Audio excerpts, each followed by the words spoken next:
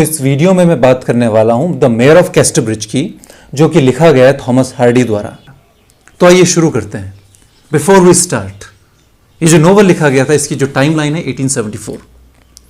1874 में लिखा गया था थॉमस हार्डी द्वारा, और उन्होंने इस नोवेल को लिखने के लिए 1826 से लेकर के 1829 तक जितने भी न्यूज़पेपर तब के छपे हुए होंगे इंग्लैंड में, उसको देखा, पढ़ा उनको 1 साल तक, और उसके दम पर, उसके बेसिस पे इस नोवेल को लिखा गया। हम देखेंगे ये थॉमस हार्डी ने जो ये कैरेक्टर लिखा है माइकल हेंचर्ड, इस तरह के कैरेक्टर उन्होंने कई बार देखे होंगे। जो भी माइकल हेंचर्ड करता है इस नोवेल में, मैं आगे बताऊंगा क्या करता है, ये बहुत बार हो चुका है न्यूज़पेपर में एंड रियल लाइफ में भी।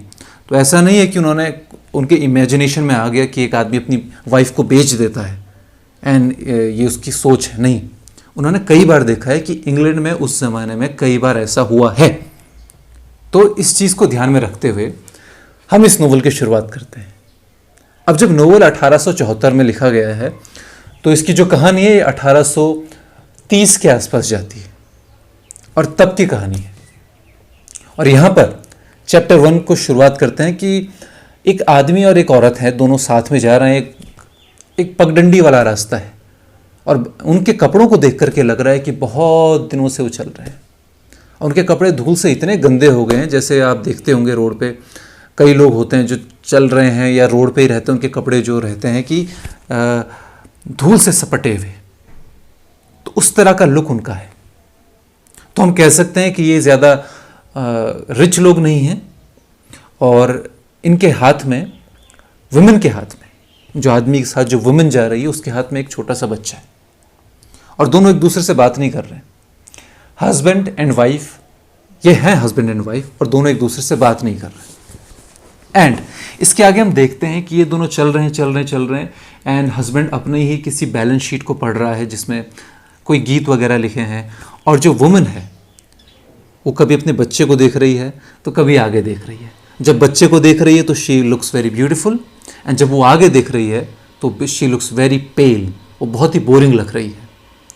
तो यहाँ पर जो हमारे राइटर साहब हैं थॉमस हार्डी, ये दिखाने की कोशिश कर रहे हैं कि जब वो अपने बच्चे को देखती है तो she becomes beautiful, that's natural, और जब वो आगे देखती है तो वो बच्चे से थोड़ा दूर हो जाती है नज़रों से, एंड तब वो अपनी रियल लाइफ में वापस आ जाती है। तो हमको दिखाने की कोशिश की गई है कि जब आदमी नेचुरल होता है तो बहुत ही ब्यूटीफुल होता है, लेकिन जैसे ही वो आर्टिफिशियल हो जाता है देन ही बिकम्स अगली। आगे चलते हैं। रोड जा रही है, पेड़ आगे पीछे लगे हुए हैं, पेड़ों पे भी धूल लगी हुई है। जो भी घोड़ा गाड़ी वगैरह जाती होगी, बैलगाड़ियाँ जाती होंगी, तो उनकी जो धूल उड़ी है तो पेड़ों की पत्तियों पे भी लगी हुई है। तो यहाँ पर हम देखते हैं कि जो थॉमस हार्डी वो नेचर के बड़े प्रेमी है। इस नोवेल को जब आप पढ़ेंगे, and I really wish you read this novel, you will get to know that he is regularly imposing or including nature into his novel. जैसे ही वो किसी गांव की तरफ पहुंचने वाले होते हैं, ये जो दो हस्बैंड एंड वाइफ जा रहे हैं, they are looking to go to Weydon Priors, कि अपर वेसेक्स में है। इस जगह को आप ध्यान से देख लें। ये जो भी प्लेसेस हैं, these are imaginary places in the realm of Thomas Hardy. Thomas Hardy की नोवेल में जो दुनिया है उसकी ये रियलिटी है, ये हमारे दुनिया की रियलिटी नहीं है। तो ये वेडन प्रायर्स की तरफ जा रहे हैं, और वेडन प्रायर्स से पहुंचने से पहले इन दोनों आदमियों को एक टर्निप होअर मिलता है। टर्निप होअर ये एक तरह का व्यक्ति होता है जिसका प्रोफेशन होता है खेतों में काम करना। ये जो हम कहते हैं ना, खेतों में जो अच्छी फसल के साथ कुछ ऐसी फसल भी उगाती है जो हमें चाहिए नहीं होती है, ये उसको काटने का काम करता है। तो जो भी खेतों में काम करने वाले लोग होते हैं उनका अलग अलग काम होता है, प्रोफेशन होता है। तो टर्निप होअर भी उनमें से एक है। तो ये जो आदमी है माइकल हेंचर्ड, ये हस्बैंड का नाम है, और जो वाइफ है इसकी, जिसके हाथ में बच्चा है, उसका नाम है सूजन, और उनकी बेटी का नाम है एलिजाबेथ चेन। ये मैंने इसलिए बताया क्योंकि नोवेल की शुरुआत में ये सारे नाम हमारे पास नहीं आते हैं, ये बात बात में उजागर रहते हैं। तो मैंने तीनों नाम आपको बता चुका हूँ। एंड माइकल हेंचर्ड उस टर्नीफोर्ड से पूछता है कि यहाँ हेट रोसिंग लाइन में कुछ काम है आगे के गांव में। तो वो कहता नहीं, बिल्कुल नहीं। टर्नीफोर्ड कहता बिल्कुल नहीं है, ना वहाँ रहने के लिए ना कुछ है, बस एक मेला लगा हुआ है। तो वो हस्बैंड एंड वाइफ फिर भी उस मेले की तरफ जाते हैं। और मेले में जैसे वो मेले में जाते हैं तो उनको दिखता है कि मेले में सजावट हो रखी है। एंड मेला का जो मुख्य काम है जिसमें पशुओं की नीलामी होती है, जिसको अच्छा पशु चाहिए वो उसको ले जा लेता है।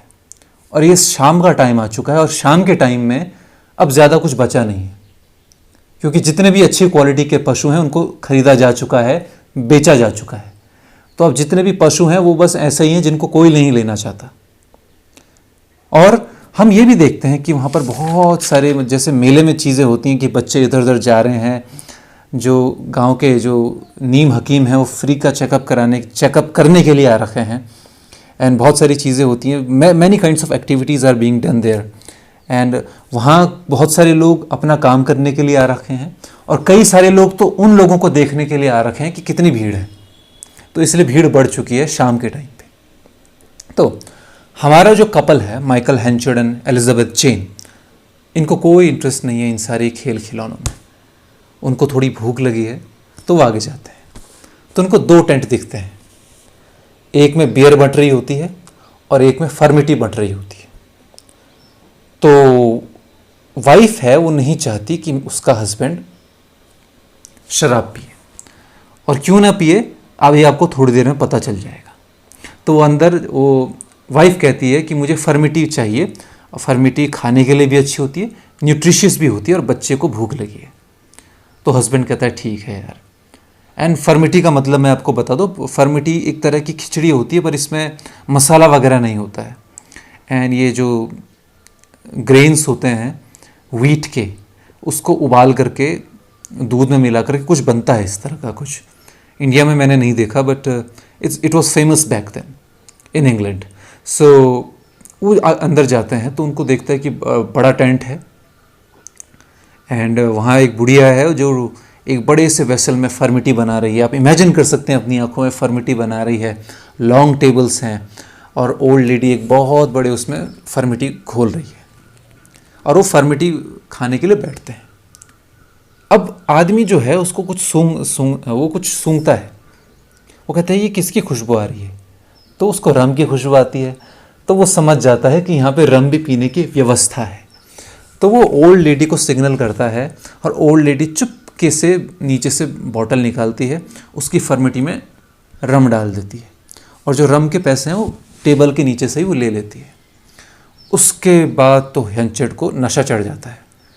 पहली बार में थोड़ा खुलता है, दूसरी बार में थोड़ा और अच्छा खुलता है, तीसरी चौथी बार में तो एकदम नशे में आकर के वो अपनी लाइफ को गाली देने लग जाता है, अपनी मैरिज को कर्स करने लग जाता है। वो कहता है कि मेरी जवानी में शादी हो गई है, मेरे जवानी में बच्चे हो गए हैं और मैं उस दिनों को मिस कर रहा हूँ जब मैं एकदम आज़ाद था। मैं बहुत कुछ अचीव कर सकता था लेकिन इस शादी की वजह से मैं अचीव नहीं कर पा रहा हूँ। क्यों मैं अपनी वाइफ को बेच दूँ और मैं इसको ज़िंदगी भर के लिए मैं इसे छुटकारा पा लूँ, क्योंकि अगर मैं फिर से आज़ाद हो जाऊँ तो मैं वो सब कुछ कर सकता हूँ जो मैं कभी कर सकता था। अब बीवी को बेचने का आइडिया कहाँ से आया? असल में जब वो ये बातें बोल रहा था तो उसे बाहर से घोड़ों की नीलामी की आवाज़ सुनाई दी गई। तो अचानक से उसके दिमाग में क्लिक कर गया कि ठीक है, मैं भी अपनी वाइफ को बेचूंगा। तो बेचने की वो बोली लगाना शुरू कर देता है। उसकी वाइफ कह रही कि भाई मेरी बोली मत लगाओ, दिस इज सीरियस, तुम पहले भी ये काम कर चुके, तुमने कई बार दारू पी है, इसलिए मैं तुम्हें इस टेंट में लाई कि तुम फर्मिटी पियोगे, लेकिन तुमने तो दारू पीनी शुरू कर दी। अब ये ठीक नहीं है, दिस इज सीरियस। वो कहता है कि चुप रहो, मैं चाहता हूं कि मैं तुम्हें बेच डालूं, तुम्हारी वजह से मेरी ये हालत हुई है, मैं चाहता हूं कि तुम्हें कोई खरीद ले। वो कहता है कि कौन खरीदेगा कौन खरीदेगा कौन खरीदेगा। और सूजन गुस्से में आ जाती है। वो कहती है कि अगर तुमने मेरी बोली लगाई तो मैं हमेशा के लिए तुम्हें छोड़ दूंगी। और वो कहता है कि हाँ हाँ वही तो मैं चाहता हूं, इसलिए तो मैं तेरी बोली लगा रहा हूं। I'll sell her for 5 guineas to any man that will pay me the money and treat her well, and he shall have her forever, and never hear aught of me, but she shan't go for less. तो यहाँ पर कहता है कि जिसको भी 5 गिनी या 5 shillings में ये मेरी वाइफ चाहिए वो ले जाए। और वहाँ पर एक आदमी होता है, वो कहता है कि ठीक है, मैं तुम्हारी वाइफ को ख़रीदूँगा और इसके साथ जो बच्चा है उसको भी ले जाऊँगा, क्योंकि जब वाइफ इतनी परेशान कर रही है तो बच्चा कितना परेशान करेगा। तो वो ले जा लेता है और वो वहाँ से चली जाती है। लेकिन जाने से पहले वो उसकी जो वेडिंग रिंग होती है सूजन की, वो उसके मुंह पे मार करके चली जाती है और वो वहाँ से निकल जाती है। धीरे धीरे रात हो जाती है, सब लोग चले जाते हैं, वो नशे में उसी टेबल पे सो जाता है। और वो जो 5 शिलिंग्स थे वो जाने के बाद अपने पॉकेट में रख देता है, जो उसका ब्रेस्ट पॉकेट होता है, चेस्ट में जो पॉकेट होता है ना छाती पे, उसमें रख देता है और वो सो जाता है। और अगले दिन क्या होता है इसके बारे में बताऊंगा अगले वीडियो में, तो इसको सब्सक्राइब कीजिए। Thank you so much.